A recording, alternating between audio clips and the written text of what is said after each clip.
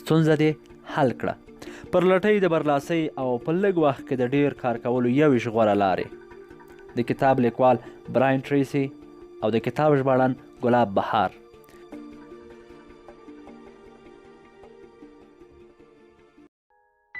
یویشتم څپرکی، یو کار مو ترسره کړئ. د حقیقي قدرت راز په دې کې دی چې د دوامداره تمرین په وسیله دا زده کړئ چې څنګه خپله وړتیا بې ځایه له لاسه ورنه کړم او هره لحظه باید خپله ټوله وړتیا په یوه نقطه متمرکزه کړم. جیمز آلان. چونګښه مو لوستونې تیره کړئ. ټول پلانونه، لومړیتوبونه او سازمان ورکونې په دغه ساده ټکي کې نغښتي دي. په فردي ډول د پورته کارونو ترسره کول او له هغوی څخه ګټه اخیستل په دې پورې اړه لري چې تاسو د یو کار په انتخاب کې څومره توانایي لرئ او د هغه کار په پیلولو او پای ته رسولو کې پر ځان باندې څومره حاکمیت لرئ. د بشریت د ټولو لویو او غټو لاسته راوړنو څخه داسې نتیجه اخیستل کیږي چې هغوی ډیر سخت یار ایستلی او تل یې پر خپل کار باندې پوره حاکمیت درلودلی. د یو کار ښه پایله دا ده چې کله موږ پر هغې باندې پیل وکړو او هغه بدلون له کومې وقفې مخکې یوسو او څو چې یو کار 100% نه دی خلاص شوی نو باید اجازه ورنکړل شي چې کومه ستونزه په هغه کار کې رامنځته شي. هر کله چې تاسو ته دا اندېښنه پیدا شي چې دغه کار پرېږده او بل کار پیل کړه نو خپل ځان ته ووایاست بیرته خپل کار ته راګرځم، یعنی په دې معنی چې بیرته هم هغه کار ته ادامه ورکوم.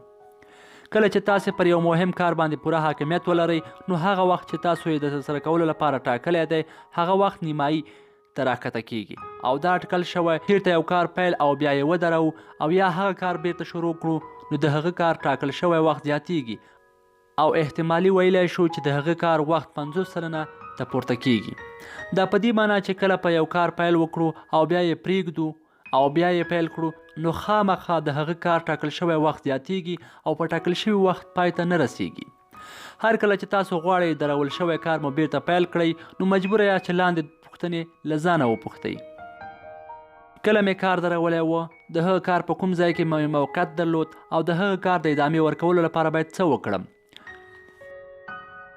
له دې څخه باید په ځان کې ارامتیا او سکون راوړئ او د هغه کار لپاره ځان آماده کړئ څو وکولی شئ د هغه کار په صورت کې زیاتوالی راولئ او هم وکولی شئ چې یو مناسب او ګټور حد ته ورسیږئ. هر کله چې د یو کار د پیلولو لپاره تیاری نیسئ نو هیڅکله مو باید کار ونه دروئ، ځکه دا د دې باعث کیږي چې ستاسو انرژي د کار سره علاقه او انګیزه له منځه ځي. تل مو کارونو ته ادامه ورکړئ ځکه دا د دې سبب کیږي چې ستاسو وړتیا او د کار د ترسره کولو استعداد زیات کړي او تاسو ته په سمه د کار صورت او چټکتیا درښیي. په واقعیت کې کله چې تاسو یو مهم کار د ځان لپاره انتخابوئ نو نور ټول کارونه باید پرېښودل شي او یوازې انتخاب شوی کار ته مو پام واړوئ ځکه ستاسو د لومړیتوبونو یعنی د کار ترتیب او درجه بندي چې کوم کار لومړی ترسره شي او کوم کار وروسته پر اساس چې تاسو مخکې ترکیب کړی و. هیڅ داسې یو کار یا فعالیت د دغه کار په نسبت تاسو ته دومره مهم نه دی او هر څومره چې تاسې خپل ځان زیاتره په هغه کارونو کې موظف کړئ او بې له کومې وقفې کار وکړئ نو هغومره به ستاسو وړتیاوې او کاري استعدادونه زیاتیږي او تاسو به دا ځواک پیدا کړئ چې هغه کار په یو لوړ کیفیت او په کم وخت کې ترسره کړئ. خو که چیرې تاسو کارونه دروئ نو تاسو بیرته شاته راګرځئ او ستاسو کار نور هم مشکل کیږي او وخت مو هم ضایع کیږي. البرات فردي ډیسپلین داسې تعریفوي: هغه وړتیاوې او مهارتونه چې یو کس دې ته مجبوروي تر څو ټاکل شوی کار په معین او ټاکل شوي وخت کې ترسره کړي دا چې د هغه کس په خوښه به وي یا نه ډیسپلین بلل کیږي. د اخرنۍ موضوع پر اساس باید ووایم چې بریالیتوب په هر ډګر کې ډیر زیات انضباط او ډیسپلین ته ضرورت لري او فردي انضباط پر خپل ځان باندې کنټرول درلودل د یو ښه شخصیت جوړیدونکي عناصر دي. یعنی د یو کار پیل او هغه ته تر پایه ادامه ورکول 100% ستاسو شخصیت، اراده، قوت او استقامت ثابتوي. باید زیاته کړو چې د کار لپاره تیاری یعنی د یو کار لپاره ښه پلان جوړول، د لازم وسایلو برابرول او نور په خپله یو فردي ډیسپلین دی. جالبه او حیرانتیا خبره خدا ده چې هر څومره تاسې خپل ځان د کار په تیاری کې مصروف ساتئ هغومره به پر خپل ځان باندې مین شئ او خپل ځان ته نور هم قایل کیږئ چې په نتیجه کې مو پر ځان اعتماد او باور زیاتیږي. یا په بل عبارت کله چې په یو کار باندې تمرکز وکړئ او کار پوره پای ته ورسوئ نو دا ثابتیږي چې تاسو خپل شخصیت ته یو تازه شکل وربخلی او تاسو په یو قوي او غټ شخصیت بدل شوي یاست. کله چې تاسو دا عادت خپل کړو تاسو نور هم قوي کیږئ او پر ځان باندې مو باور او اعتماد زیاتیږي او په آخر کې به داسې محسوسوئ چې تاسو د هر کار کولو توان او طاقت لرئ او د هر هدف د لاسته راوړلو لپاره به آماده وئ. همدارنګه به تاسو پر خپلو ټولو کارونو مسلط وئ.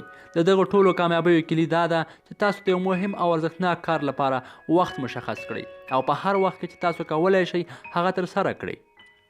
عملی تمرین: بیړه وکړئ. همدا نن تاسو مهم کار یا پروژه انتخاب کړئ او پر هغې باندې همدا اوس کار پیل کړئ. کله مو چې خپل اصلي او مهم کار شروع کړ نو ځان مو هماغه کار ته موظف کړئ څو هغه کار بې له کومې وقفې پوره او پرته له کوم ځنډ څخه ترسره کړئ. دا کار تاسو لکه یو امتحان داسې فرض کړئ او وروسته وګورئ چې آیا تاسو یو داسې کس یاست چې د یو کار د ترسره کولو لپاره تصمیم ونیسئ او هغه کار تر پایه پورې مخکې یوسئ. کله چې مو یو کار پیل کړ نو هیڅ شي ته اجازه مه ورکوئ کار په پیل یا جریان کې وقفه او ځنډ ایجاد کړئ. مننه. ښې چارې.